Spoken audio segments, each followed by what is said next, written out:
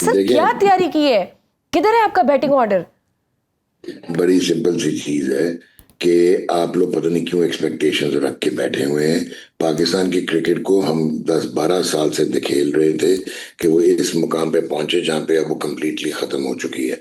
और अनफॉर्चुनेट है कि आपने दो प्लेयर्स को, क्योंकि वो पर्सनल आपके उसमें आ गए थे एजेंडा पे कि उनको हटाना है, आपने उनको एक टर्म नैरेटिव बिल्ड करके हटाया था कि हम बिल्कुल, इंग्लैंड बाबर के आजम और साथ रिजवान।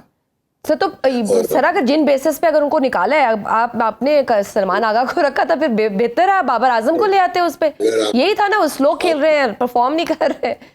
कम अज आप कम जरूर ही हैज दैट स्टेचर। आप जरूर निकालते बाबर को, आप जरूर निकालते रिजवान को, वो नहीं थे मॉडर्न क्रिकेट। लेकिन मॉडर्न क्रिकेट खेल कौन रहा है पाकिस्तान में? तो स्लॉगिंग हो रही है। इनको तो पता ही नहीं है कि पावर हिटिंग होती क्या है। कल जो अभिषेक शर्मा ने किया, that was power hitting, that is skill back. आपकी तो स्किल्स ही नहीं है। आपके जो कप्तान है सलमान अली आगा, वो तो डिजर्व ही नहीं करते to be in the team. उनकी वजह से पूरी T20 11 का जो है आपका बैलेंस बिगड़ा हुआ है। और मुझे ये बहुत ज्यादा इबाम है, और मुझे एक वो लगा हुआ है एक, मैं काफी पेशमान हूं कि सलमान आगा एक बहुत ही बेहतरीन टेस्ट क्रिकेटर और ओडीआई के प्लेयर है।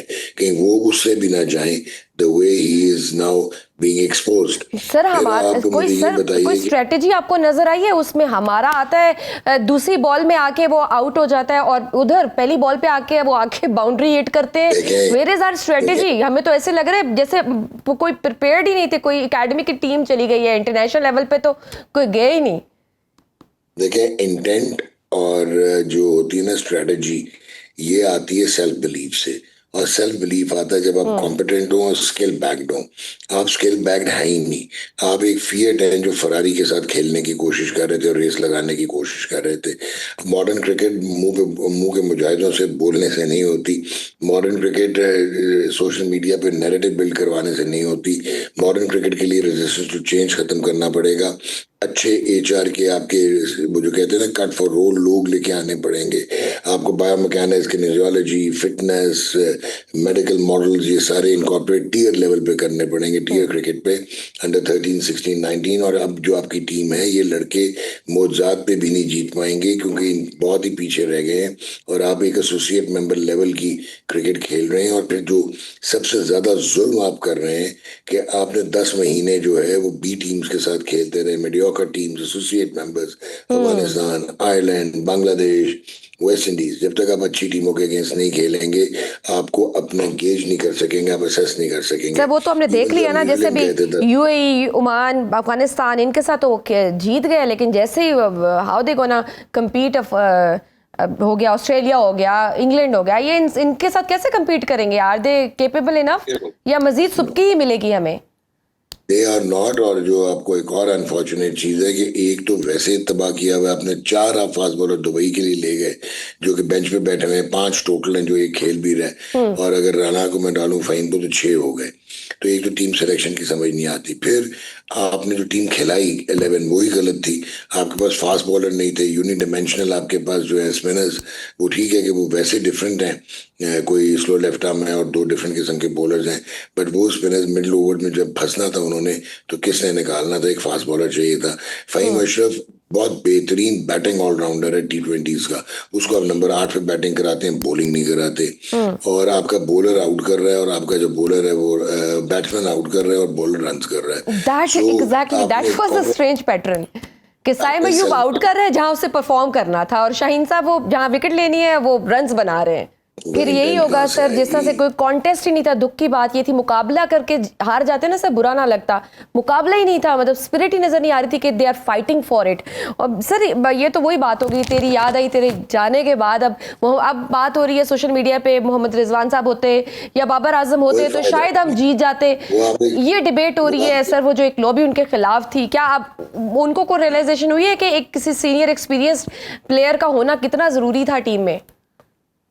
देखिए बात सुने, वो राशिद लतीफ ने, एक्स पाकिस्तान कैप्टन ने, कहीं कहा था कि बाबर ना रन्स करके भी एक टांग पे खड़े होकर इनसे बेहतर बैटिंग कर सकता है जो आपने उसकी जगह सेलेक्ट की है, क्योंकि आपके पास स्टॉक ही नहीं है। जब आपके पास स्टॉक नहीं होता तो आप फिर बर्दाश्त करते हैं सीनियर्स को जब तक आपके पास एडिक्वेट एबल जूनियर्स नहीं आते, और वो जूनियर्स ने सिस्टम से आना है। अभिषेक शर्मा या वो जो तिलक वर्मा था, वो अभी हार्डली 2 दांत के प्लेयर्स हैं, लेकिन वो जिस सिस्टम से आए हैं, जिस वेल ऑर्गेनाइज्ड पाथवे से आए हैं, वो आपको नजर आ रहा था। वो पावर हिटिंग कर रहे थे, आप स्लॉगिंग करने की कोशिश करते हैं। So that is the difference. मैं आपको बार बार कह रहा हूँ, इसका कोई शॉर्ट टर्म हल नहीं है। अभी इन्हीं को बर्दाश्त करें, हारते जाएं, आइलैंड से भी हारे, पपुआ न्यू गिनी से खेलें, नेपाल से खेलें, और मीनवाइल री इन्वेस्ट करना शुरू करें। मल्टी डिमेंशनल और well integrated scientific process driven जो चीजें हैं वो टीयर क्रिकेट में लेके आए, डोमेस्टिक क्रिकेट को सीरियसली लें, तो आगे बढ़ेंगे। आपके ये जो मेंटोर्स ले लेते हैं $18,000 पे, वो कौन जवाब देगा? वो जो 1-1.5 साल वो पैसे लेते रहे, उन्होंने जी क्या वो डिलीवर सो किया? कॉल्ड मेंटोर्स जो आए थे। तो फिर सर अब क्या करेंगे ये?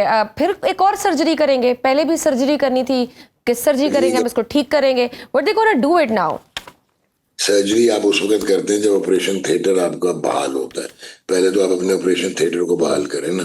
पहले तो पाकिस्तान क्रिकेट बोर्ड में जो इरेलेवेंट लोग रखे हैं, जो क्रिकेटिंग ब्यूरोक्रेसी, अब तो वो नजर आने लग गया कि कितनी करप्शन कहाँ होती है। ठीक है, अब तो सर्कमस्टेंशियल एविडेंस में आपको 1,000 दे दूंगा करप्शन के। आप 8 बिलियन लगाते हैं, कराची का स्टेडियम बनाते हैं, जी और वहां पे आप 18 इंटरनेशनल मैचेस पाकिस्तान में होने जा रहे हैं अगले 3 माह में। वहां पे आपने एक मैच नहीं रखा, और आपने एक मैच इसलिए नहीं रखा क्योंकि जो आपकी प्रोडक्शन कंपनी है, उसके चाहने वाले क्रिकेट की ब्यूरोक्रेसी में पीसीबी में बैठे हुए हैं।